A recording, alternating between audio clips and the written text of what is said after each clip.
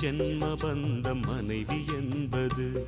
இதில் நீ வேறு நான் வேறு யார் சொன்னது? கல்யாணமே ஒரு தெய்வீகமே, சம்சாரமே அதன் சந்தோஷமே.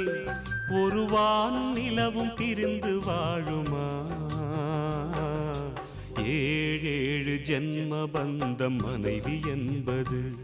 இதில் நீ வேறு நான் வேறு யார் சொன்னது?